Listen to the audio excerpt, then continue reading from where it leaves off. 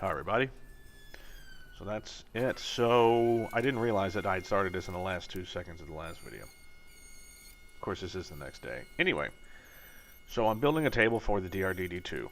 Uh, Basically, part of the crate that I had just happened to work perfectly. It's part of the wing crate that contains two of the 2x4s from the bottom. Or no, actually from the top.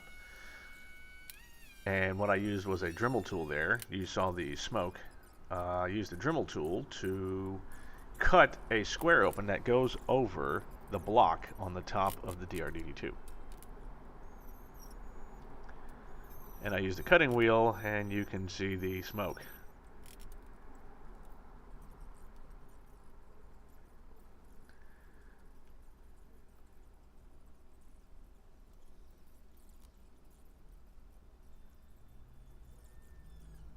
So I cut the hole so that once the piece of wood, basically it sits on top of the bottom beam with a cutout for the block in the top, so it sits flush. And what I did was I just pushed the wood all the way to the back so it would sit against the back and at least be stable in that direction. Now all I needed were some 2x4s, 3 extra 2x4s pieces would make the 4 legs.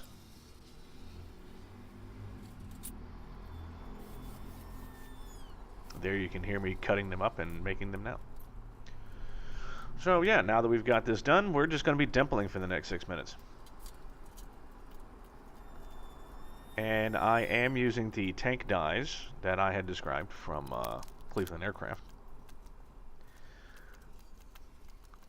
The only thing that I can say, so this table works pretty well. I do wish, as you see the DRDD2 sliding around on its own, I do wish that I had a real separate workbench, and I am going to be building some workbenches. I know I keep saying that because I kept saying I was going to build this, for God's sake.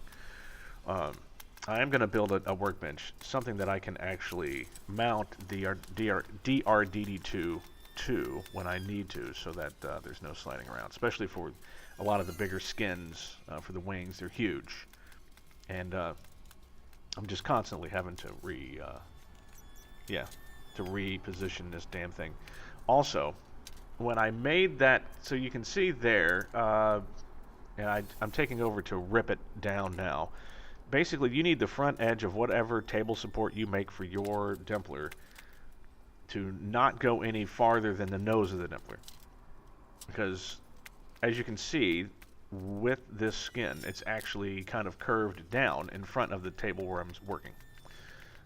Therefore, the only way to get the nose rivet holes dimpled, and I mean the ones all the way near the front curve, you have to be able to push it up to where the dimpler is. And that's not that simple. If you accidentally made your table push too far away from the body of the dimpler. So you have to keep it as close as possible. I may even cut it down a little bit more, because I wasn't quite able to get all of the holes right at the edge, and wound up having to use my pull dimpler, my pop rivet dimple die.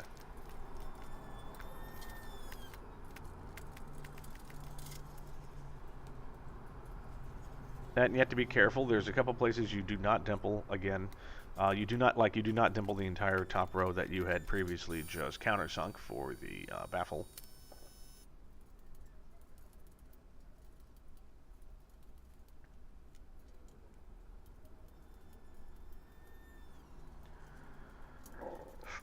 Here I am doing the rest of the dimpling of the skin, or at least while it's in a vertical state, and I don't need to dimple.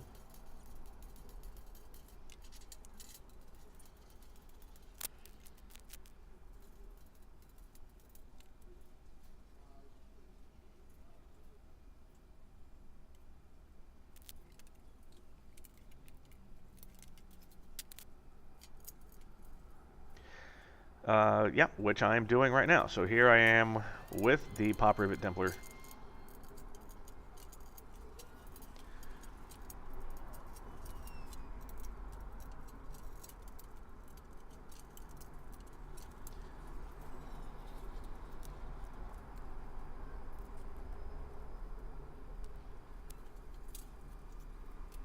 And it does make me feel good that my arm will reach all the way to the bottom of the skin.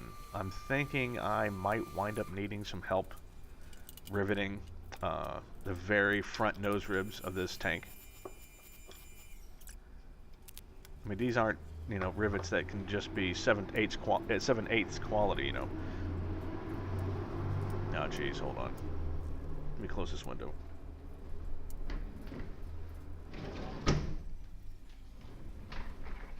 Sorry about that. Someone left that window open. Oh, let's see. I completely forgot to look at what I'm working on now. So, yes. So here is the...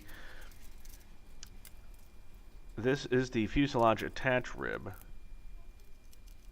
That's going to be from the interior of the tank into the fuselage.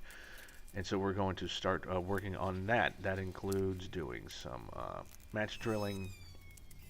We're also going to be putting in a couple of strainers, and that's where the fuel return is. Anyway, I will describe more of that in the next video, so I'll see you soon.